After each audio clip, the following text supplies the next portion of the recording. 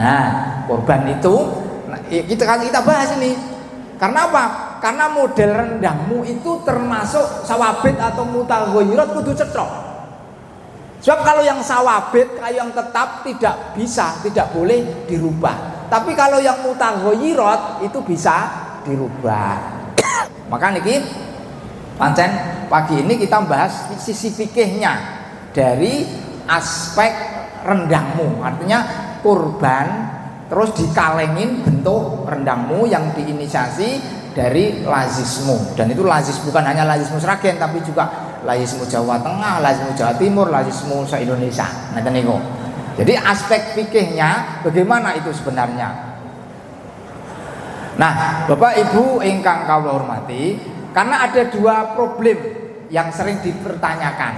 Ya, problem hukum ya, problem hukum terkait dengan rendangmu ini yang sering ditanyakan oleh jamaah. Maka di sini kula waos wonten ing halaman 2. Ya, halaman 2 alinea 1 2 3 niki nggih.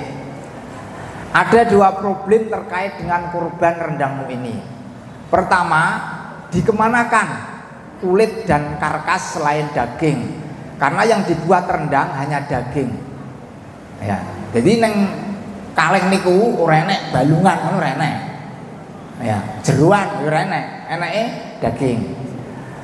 Lah terus balungane neng ndi? Kulite neng ndi? Usus apa babat neng ndi kan gitu. Kemudian pertanyaan kedua, peserta kurban rendangmu yang hanya membayar 100.000 atau bahkan lebih kecil dari itu apa juga sah? Karena faktanya banyak sekolah Muhammadiyah atau jamaah Muhammadiyah, ranting-ranting Muhammadiyah ngumpulke untuk rendangmu kuwi 50, 200, 100, 200. Apakah juga itu sah? Nah, ini yang kita bahas. Untuk menjawab masalah pertama, berikut ini terdapat hadis riwayat Ahmad dalam kitab Nailul Autar sebagai berikut.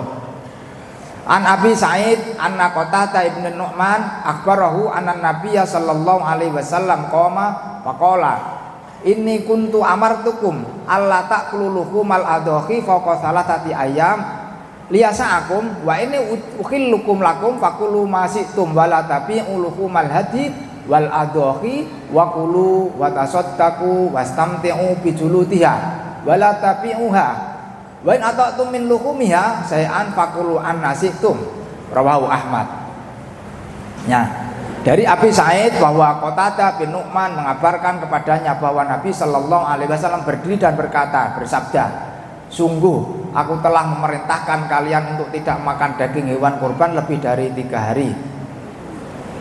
Kemudian untuk memberikan kalian kemudahan, dan aku menghalalkan untuk kalian, maka makanlah apa yang kalian inginkan dan janganlah kalian menjual daging hewan kurban dan kulitnya.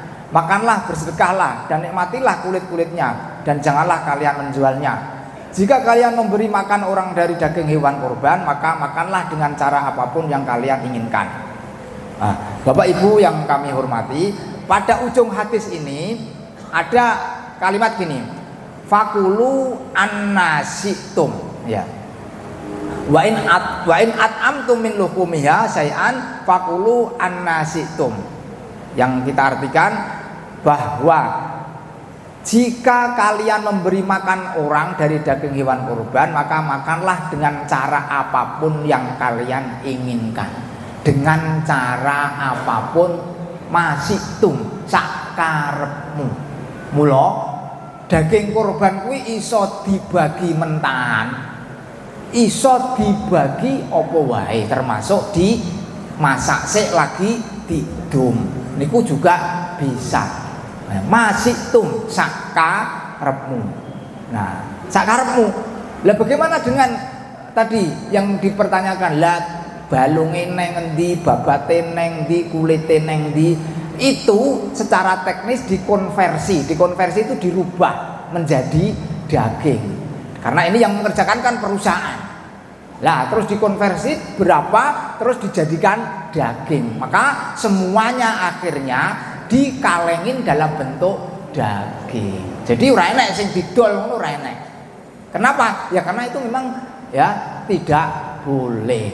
Nah, artinya meskipun ada beberapa nanti saya sampaikan yang membolehkan untuk urusan kulit boleh menjualnya, nanti kita sampaikan. Tapi secara umum memang fikih melarangnya. Itu pertanyaan pertama, yaitu kemanakah itu balung dan lain-lain itu selain daging. Itu terjawab bahwa itu semua dikonversi dalam rupa daging, terus kemudian dikalengin dalam bentuk rendangmu ini. Kemudian pertanyaan kedua, nah, bagaimana kalau urunannya kecil-kecil? Tadi enek sing 50, enek sing 100, enek sing 200. Lha kuwi masuk kurban. Nah, gimana itu hukumnya? Maka di sini Bapak Ibu perlu kita ketahui bahwa orang menyembelih ternak itu ada macam-macam. Podo-podo belih wedhus kuwi iso macam-macam niate. Dan itu dalam Al-Qur'an dan dalam fikih itu dibahas panjang. Yang pertama itu adalah hadyu. Jadi ada macam-macam urusan orang mau nyembelih kambing atau ternak itu. Ada hadyu, ada dam, ada akikah, ada kurban atau udhiyah. Nah, pertama hadyu. Hadyu, apa itu hadyu? Hadyu itu adalah menyembelih ternak terkait ibadah haji, khususnya mereka yang menjalankan ibadah haji tamato. Nah, ngeten Bapak Ibu, haji tamato jenengan sing pun haji ngacung dupi setunggal kali 3 sekawan gangsal 6 7 kathah. Nih, alhamdulillah haji tamato niku enten kewajiban beleh wedhus. Nah, beleh wedhus yaitu yang namanya hadyu. Hadyu. Jadi beleh wedhus karena haji tamato itu hadyu namanya. Menyembelih hadyu. Terus haji kiron itu juga menyembelih hadyu. Itu terkait dengan orang ibadah haji. Jadi hadyu itu adalah menyembelih hewan ternak dalam urusan haji. Nah, jadi nek jenengan teng mriki teng tanah air boten tindak haji, aku arep mbelih hadyu, kuwi salah. Istilahnya salah. Ya boleh wedhus, aku arep mbelih hadyu. Enggak. Hadyu itu istilah fikih menyembelih ternak untuk mereka yang sedang ibadah haji, terutama haji tamatuk dan haji qiran. Terus lajeng enten melih istilah dam. Ya, dam. Dam itu artinya darah. Adam itu darah, mengalirkan darah. Lah, itu juga terkait dengan haji dan umroh. Nah, dam. Apa toh? Dam ini ya. Dam adalah menyembelih ternak akibat pelanggaran ketentuan manasik haji. Jadi pelanggaran ketentuan manasik haji. Misalnya ngeten. Wonten ing haji biasanya kan wong donga nek pamitan haji ini kan usum pamitan haji niki. Biasanya kan dongane mugi-mugi Pak Sultan saged nglampahi rukun hajinipun, wajib hajinipun, sunah-sunah hajinipun. Kan ngeten. Nah, rukun itu harus dilakukan. Kalau tidak dilakukan maka tidak terjadi haji. Nah, rukun haji itu ya niat ikhram untuk haji, wukuf di Arafah, kemudian tawaf ifadah dan sa'i. Nah, itu rukun haji. Lah terus bangsa mabit di Muzdalifah, melempar jumroh, mabit di Mina itu wajib haji. Wajib, ya wajib haji. Ora dilakoni ora apa-apa. Ning bayar dam. Ngoten lho. Jadi orang mabit, orang apa-apa. Orang mabit ning Muzdalifah enggak apa-apa, tapi bayar dam, nyembelih kambing. Orang ngelempar jumroh ora apa-apa, ning bayar dam menyembelih kambing. Orang mabit di Mina ora apa-apa, ning bayar dam menyembelih kambing. Nah pertanyaannya, lah ngopo teko kono kok ora mabit-mabit ya ngopo? Kan gitu. Tapi mungkin aja karena memang mungkin dia sakit atau apa yang tidak bisa mabit. Itu ora apa-apa, ora dilakoni hajinya sah, tapi dengan membayar dam. Nah, atau melanggar ketentuan ihram. melanggar ketentuan ihram. Karena ihram itu orang yang sudah labbaik Allahumma umrotan atau labbaik Allahumma hajjan, wis niat ihram untuk haji, niat ihram untuk umroh, itu ada ketentuan sing boten angsal dilanggar. Nah, ketika melanggar salah satu kafarat utawi hukuman itu adalah menyembelih dam, yaitu menyembelih kambing. Bahkan untuk larangan ihram sing berat, yaitu kumpul karo bojone, kumpul karo bojone, nek karo ora bojone ya tambah dosa gede sak pole. Wong karo bojone wae kena kafarat. Kafarate apa? Nyembelih unta. Hajine ora sah. Tahun sesuk kudu dibaleni, dan itu ora mungkin baleni kaji sesuk ngono ora mungkin. Nah, itu artinya apa? Menyembelih ternak tapi karena hukuman, yaitu dam. Jadi itu terkait dengan haji dan umroh. Terus enten meleh menyembelih ternak niku nek ke apa tambahan putra, tambahan anak.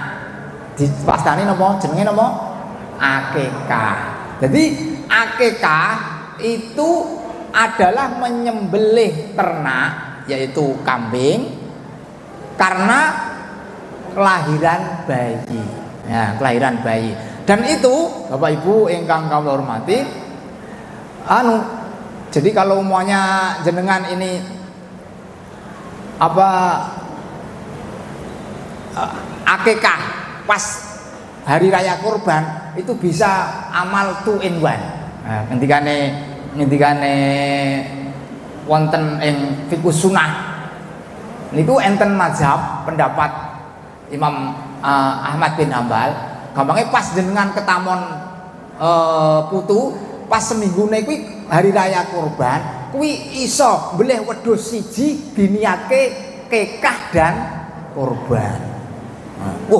Nek ngono engko nek pasahe engko diitung engko tak sesare. Lah ragat sesar karo ragat mbleh wedhus ya ben iso amal 2 in 1 malah boncos engke. Jadi ada amal 2 in 1, yaitu wa idastama yaumun nahri ma yaumul aqiqah fa innahu yumkinul iktifa bidzabihatin wahidatin anhuma. Niku ngendikane Imam Ahmad bin Hambal. Ketika ketemu berkumpul pas bersamaan yaumun nahri, hari kurban Idul Adha, ma'ayaumul aqiqah, dengan hari ketika akikah, fa innahu yumkinul iktifa bidzabihatin wahidatin anhuma, itu boleh digabung niat 2 in 1, beleh wedhus siji diniati kekah kalian niati kurban.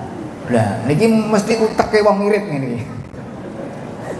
Ya secara fikih boleh, menurut Imam Ahmad bin Hambal boleh. Kama idastama yaumul id wa yaumul jum'ah wa tasala li ahadihima.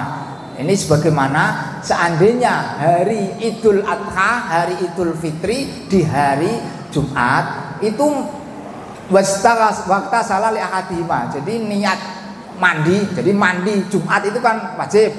Mandi Idul Adha, Idul Fitri juga wajib. Maka sekali mandi bisa untuk niat Jumat sekaligus niat Idul Adha atau Idul Fitri. Itu kata Imam Ahmad bin Hambal. Bapak Ibu ingkang kula hormati, jadi itu akikah.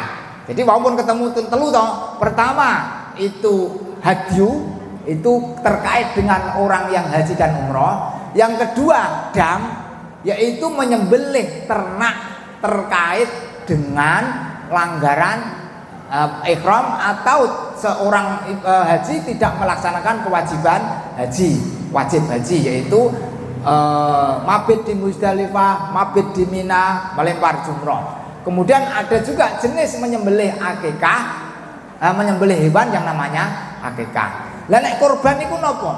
Kurban niku istilah fikihnya namanya udhiyah, yaitu penyembelian ternak di hari raya Idul Adha bagi mereka yang tidak pergi haji. Jadi ibadah kurban. Jadi ibadah kurban itu bagi orang yang tidak haji. Jadi podo-podo menyembelih ternak, tetapi niatnya beda-beda.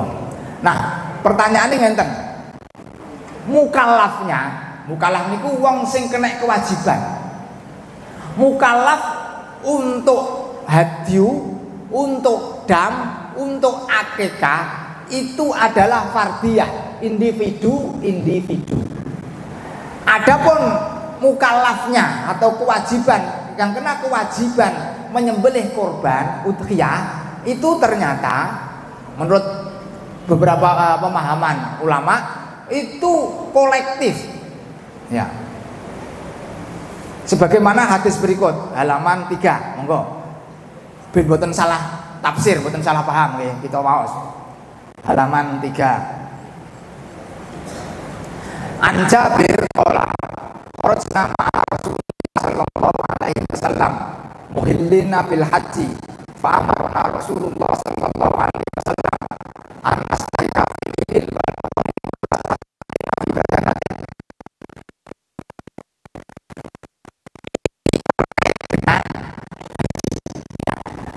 dari Jabir bin Abdullah radhiyallahu anhu kami pergi ke haji bersama Rasulullah SAW. Lalu kami kami berserikat pada korban unta dan sapi, berserikat pada hadyu sebenarnya bukan korban tapi hadyu. Karena apa? Karena dia posisinya sedang haji ya, itu dia menyembelih hadyu bukan menyembelih korban. Ini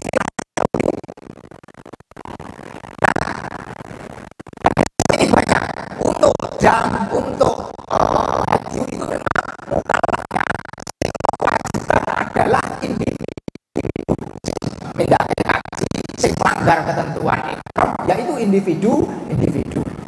Adapun udhiyah utawi kurban niku mukallafnya perintahnya Rasul itu kolektif. Halaman 3 masih ini ambil ini suara orang kunna huwa ma'a Nabi sallallahu alaihi wasallam di Arafat fasami itu yaqul ya ayyuhan nas alakun al-batin fi kulli amrin ya dari Nabi Sulaiman berkata saat kami wudhu di Arafat bersama Rasulullah SAW aku mendengar beliau bersabda wahai manusia pada setiap keluarga setiap tahun hendaknya melakukan udhiyah dengan dia ya meskipun yang itu sudah dimaksud karena itu atau tradisi jahiliyah itu melewat Nabi umatnya Nabi sudah tidak ada, tapi udhiyah yaitu korban itu tetap sampai hari ini. Yang penting itu di sini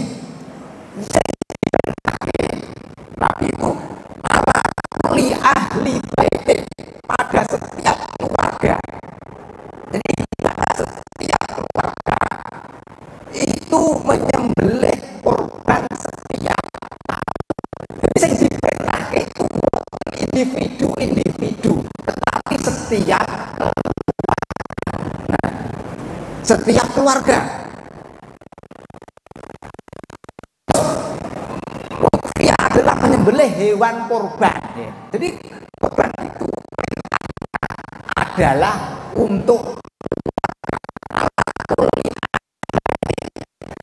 keluarga itu siapa saja. Dalam kitab disebut umpamanya keluarga itu ya suami, istri, anak, wa yalihi dan keluarga yang lain. Nah, kita orang Jawa keluarga kan rada gede meneh. Anak, istri, terus suami, karena sama istri suami cek melu maratuwa sak maratuwane. Kan berarti kakek putune yo cek melu. Kan berarti kakek, nenek, suami, istri, anak, cucu. Ini keluarga itu seberapa? Sampai sekarang bahasa kita kan keluarga besar Trunojoyo, keluarga besar Masjid Al-Falah, keluarga besar SDIT Birrul Walidain, keluarga besar Pondok Darul Ihsan semuanya. Kuwi masuk ora? Nah, ini problem akademik ini. Karena apa? Karena definisi keluarga kita orang Indonesia itu bisa mungkret, bisa molor gitu, bisa hanya suami, istri, anak, atau ono tadi kan sering kula ki yo nglakoni ngenger maratuwa ki yo wis duwe anak papat nek ngenger maratuwa berarti kan yo maratuwa masuk. Terus dulur-dulur ayo saudarane istri saya ijek neng kono, terus aku karo anak ijek ngeler maratuwa. Terus keluarga ini sing kan jadi ini terus persoalan budaya orang Jawa, orang Indonesia kan gitu. Nah, karena memang dalam Al-Qur'an tadi wa'iyalihi dan anggota keluarga lainnya, wa'iyalihi sampai di situ disebut wa'abdihi dan hamba sahayanya. Padahal hamba sahaya itu kan ya orang lain tapi menjadi termasuk yalihi. Nah, apakah boleh kalau keluarga besar seperti yang kita alami seperti itu? Nah, ini menjadi persoalan fikih juga. Tetapi ada sebuah hadis sekarang halaman 4. Kula sengaja waos ben mengke nek neng kondur niku critane rada komplit ngono lho. Iki lho dalile ngene iki ngeten. Soale nek ora jare Pak Nur Salim pengen ngene aja jare. Iki kula suguhke teng jenengan. Kersane enten pedomane ngeten. An Aisyah anna Rasulullah sallallahu alaihi wasallam amara bikabsaini akronani ya tau fi sawatin wa yakruku fi sawatin wa yangduru fi sawatin fa utiya bihi yudhaka bihi faqala laha ya Aisyah hal minil almudayah thumma qala asqadhihi ya bihajarin faqala fa'altu thumma akhadha wa akhadhal kabsa pada jauh tu madabahu tu makola Bismillah ya Allahumma taqabbal min Muhammadin wa ali Muhammadin wa min ummati Muhammadin. Dari Aisyah radhiyallahu anha bahwa Rasulullah sallallahu alaihi wasallam meminta diambilkan seekor kambing kibas. Beliau berjalan dan berdiri serta melepas pandangannya di tengah orang banyak. Kemudian beliau dibawakan seekor kambing kibas untuk beliau buat kurban. Beliau berkata kepada Aisyah, "Wahai Aisyah, bawakan kepadaku pisau." Beliau melanjutkan, "Asahlah pisau itu dengan batu." Aisyah pun mengasahnya. Lalu beliau membaringkan kambing itu, kemudian beliau bersiap menyembelihnya. Lalu mengucapkan, "Ya Allah, terimalah ini dari Muhammad, keluarga Muhammad dan umat Muhammad." Kemudian beliau menyembelihnya. Nah, yang penting ini di akhir ini bahwa Rasulullah itu pernah berkorban, itu diniatkan untuk dirinya, wa ali Muhammad, keluarganya, wa umat Muhammad dan umatnya Muhammad. Jadi apa itu dikorbanke, dikorbani Kanjeng Rasul. Oh berarti rasa korban Pak. Maksud saya ngeten loh, menampilkan hadis ini Rasulullah itu ya pernah berdoa seperti itu. Berarti iso ombo banget toh definisi keluarga. Lah keluarga wa ahli Muhammad, wa ahli dan keluarga Muhammad, keluarga Nabi Muhammad kan sampai hari ini para habib itu kan sangat-sangat pede banget, aku putune Kanjeng Nabi kan gitu. Meskipun mungkin sudah generasi kesekian ratus kan, para habib itu kan ya nek awake dhewe keturunan Mbah Paido, Mbah Painem ya ora patek ya, mungkin buyut kita atau ndure buyut apa? Canggah. Sinten sing apal canggahe namine sinten? Orang gagas.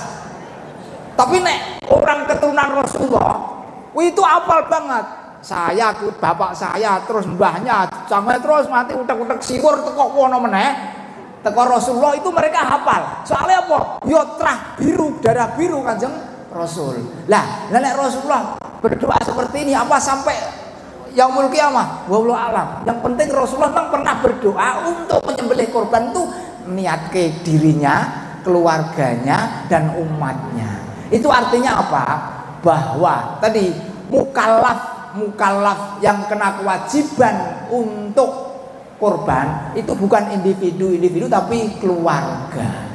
Nah, jadi Bapak Ibu yang kami hormati, terus begini.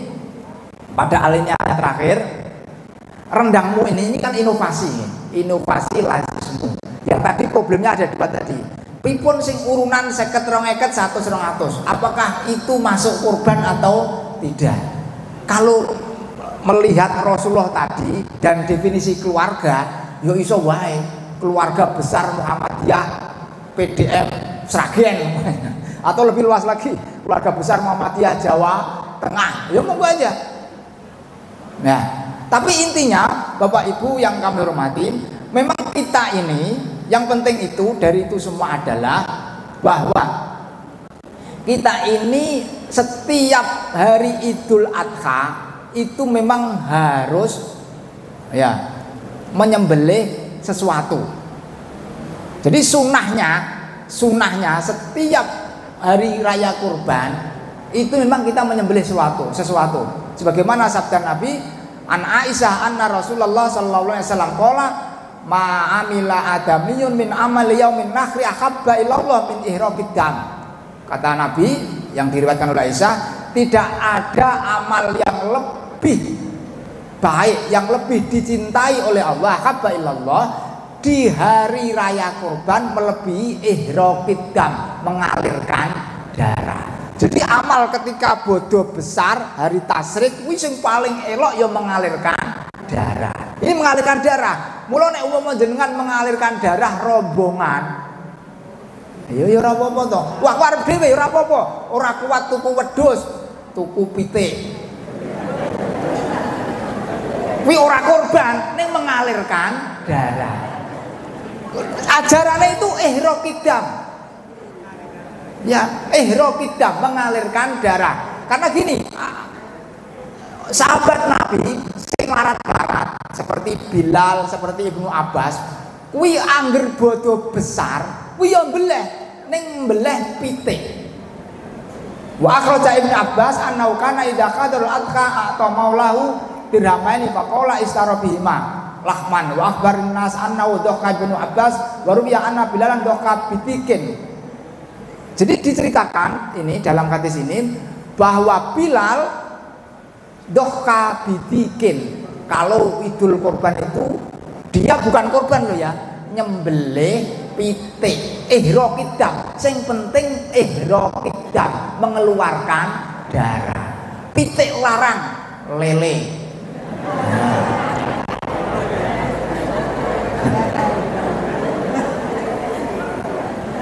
Intine apa? Intine kuwi hari makan minum, hari makan-makan, mula sampai dilarang puasa. Karena itu hari bahagia, makan besar, makan daging, makan amis-amisan. Gitu loh. Lah, jagake kok masjid ora teko-teko ya wis beleh pitik dhewe umpamanya gitu loh. Jadi memang begitu sunnahnya itu setiap Idul Adha itu ihraqid dam. Nah, ihraqid dam tidak kuat beli sapi dhewe, tidak kuat beli wedhus dhewe, bareng-bareng ihraqid dam lewat rendangmu kuwi. Karena rendangmu ini secara fikih juga dibelih di hari raya kurban. Ya ora awake dhewe ora roh ngono wae. Paling apa neng RPH sana Magetan. Gitu. Jadi ihraqid dam. Jadi umpama jenengan urunan 100, jenengan ya wis ihraqid dam hari itu. Sudah mengeluarkan darah, sudah mendapatkan sunnahnya mengalirkan darah. Mula umpama mengke napa urunan 100 ya urunan mawon. Lah diniati apa? Ihraqid dam, mengalirkan darah di hari raya kurban. Nah, Bapak Ibu, seperti saya sampaikan di awal, bahara kalengan ngeten iki itu inovasi. Dan ini seperti tadi ya, memang ada yang sawabit, ada yang mutaghayyirat. Hadyu itu ada yang sawabit. Hadyu itu kan harus yang sawabit tetap itu harus disembelih di tanah suci. Semua jamaah haji pasti nyembelih hadyu. Padahal jamaah haji Indonesia ini tahun ini ada 241.000 wedhus. Wih, oke banget loh ya. Oke banget. Mula pemerintah Indonesia niki mengke duwe program arep digawa balik. Tenan niku programnya pemerintah. Digawa balik. Karena apa? Karena wong Arab kuwi gak batek butuh ngono kuwi. Kono wis sugih-sugih. Kula dhewe niku nate tindak haji, ora tindak Ding. ngonconi atau mengantarkan jamaah haji karena Haji Nurdin Kosasih nunut dinas ongkos dikasih. Lah itu kalau boleh haji saya beli dewe, beli neng pasar terus tak beleh neng apa RPH terus mbuh kayak gitu. Dan saya melihat sendiri bongso jeroan, bongso apa sikil ndas ngono kuwi diguwak ngono. Kula yang mikir roh sak truk ngono, masyaallah. Lah kuwi nek tak go bali ra iso dadi tengkleng ngono. Iya, diguwak kula roh. Lah diguwak truk-trukane nggowone guwaki ngono kuwi. Nah, artinya apa? Ini pemerintah Indonesia tahun ini punya program. Kuwi engko arep digawa Bali. Wis MOU dengan raja boleh, te uruso dhewe ketoke ngono. Artinya ongkirnya uruso dhewe, ketoke gitu. Nah, artinya apa? Haji itu harus disembelih di tanah suci. Tidak boleh disembelih di Sragen, enggak boleh. Mula nyembelih tetep di tanah suci, dagingnya digawa Bali. Lah sami jenengan rendangmu yo kaya ngono kuwi. Nyembelihnya tetap di hari raya Idul Adha atau 3 hari tasyrik, yo ngurleh bagi kuwi dalam bentuk kalengan, dalam bentuk wis karek si dahar, siap saji. Jadi mau arep nek arep ngrasake enek ngono piye mau carane. Nggih, artosipun napa? Artosipun ini adalah bentuk mutaghayyirat yang bisa dirubah. Kayak mau hadyu itu aslinya memang harus di tanah suci, tetapi tadi karena petoke pemerintah Arab Saudi atau rakyat sana itu kan sugih-sugih, negara sugih. Mula wau sing dijukuk nggur sampil tok. Yang lain-lain ya dibuang gitu. Soalnya mereka orang ngerti piye carane gawe tengkleng nu ketok rada ngerti. Bapak Ibu ingkang kalumati, jadi itu inovasi rendangmu ini itu seperti tadi hadyu yang oleh pemerintah Indonesia tahun ini itu mau dibawa pulang. Jadi tahun kemarin sudah. Ceritanya begini, tahun kemarin itu baru petugas haji. Petugas kan kata ya sekitar 1000-an. 1000 wedhus kan yo akeh. Nah, itu ternyata ya ketika sampai di karantina itu kan gak cedhok. Sik. Sadurunge dibongkar, kuwi wedhus saka ngendi? Soale apa? Soale kan ra cedhok kuwi wedhus saka Pakistan apa kok Sudan apa kok India apa kok Australia, gak cedhok.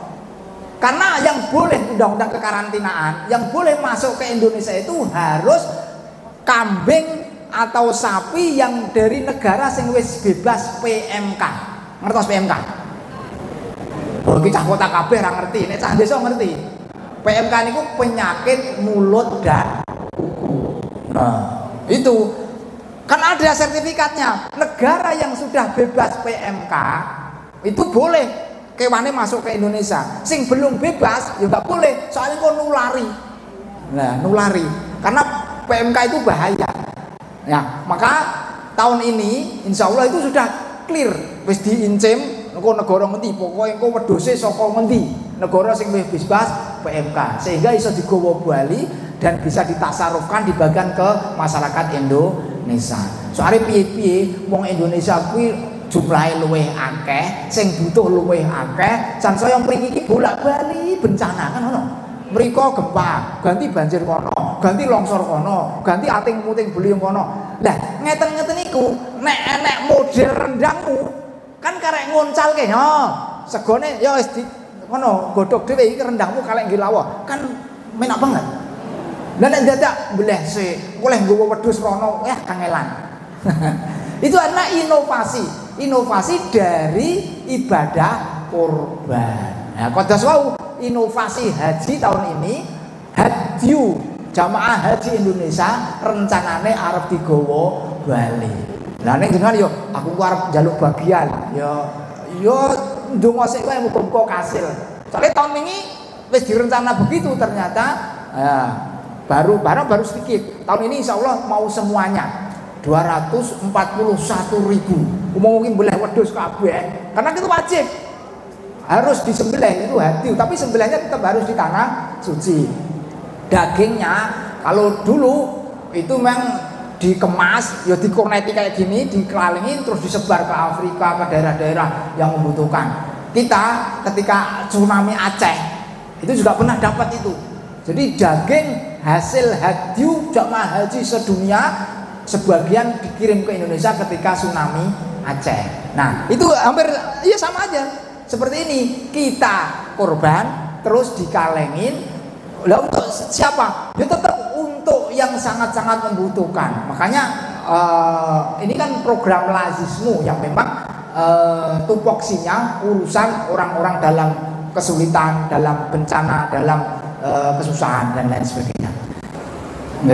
Untuk yang pertama, korban untuk orang yang sudah meninggal. Ini memang ikhtilaf. Dalam kitab Punil Muqtas ila Ma'rifatil Alfat Al-Minhaj ini ada makalah begini. Wala tadkhiyata an mayitin lam yusibiya liqauli ta'ala wa laisa lil insani illa ma sa'a. Dan tidak boleh tidak boleh berkorban an mayitin untuk orang mati lam yusibiha ketika hidup tidak pernah berwasiat. Liqauli ta'ala wa laisa lil insani illa ma sa'a. Dan bagi manusia tidak ada pahala kecuali apa yang ia kerjakan. Fa in ausa biha jaza. Ketika itu dia pernah berwasiat, maka itu boleh.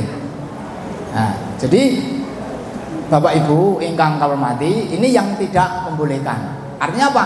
Nek ora tahu wasiat, sok nek pake mati, kowe nek di duit bapak dikorbani ya. Berarti salah kan dikorbankan. Dikorbankan ya, artinya pernah wasiat itu ya boleh, jaza, dibolehkan itu artinya mendapatkan pahala. Kenapa? Ya karena itu wasiat dari orang tua. Mula nek jenengan mengke wasiat ojo ngabut-ngabut tinggi. Maksudnya ngene, nek duwe duit, ojo engko pake ben taun dikorbani ya. Wah, lha kuwi ngebot-ngeboti. Lah nek pas tahun pecekle, pas lagi repot, pas lagi rancidit, ora yo lah iki kesalahan anak ora wasiate ora dilakoni, kesalahan dilakoni dadak. Lah kan itu mau wasiat itu wasiat sing gampangke. Nek duwe duit sok ya ngono. Nek duwe duit atau nek longgar, pake ben taun di korbani. Ini yang tadi. Jadi kalau tidak berwasiat itu tidak boleh, tapi kalau berwasiat boleh. Tapi ada yang mutlak membolehkan, yaitu dalam kitab Al-Majmu' lin Nawawi, karangan Imam Nawawi. Wa amma tadkhiyata 'anil mayit faqad atlaqa Abul Hasan Al-Ibadi jawaziha li anna daraba min as-sadaqah was sadaqatu tasihhu 'anil mayit. Jadi gini, adapun korban untuk mayit maka menurut Abul Hasan Al-Ibadi itu boleh. Ini salah satu pendapat ulama yang membolehkan baik wasiat maupun tidak wasiat. Alasannya karena apa? Li'anna darbun minas sadaqah, karena korban itu salah satu jenis sedekah.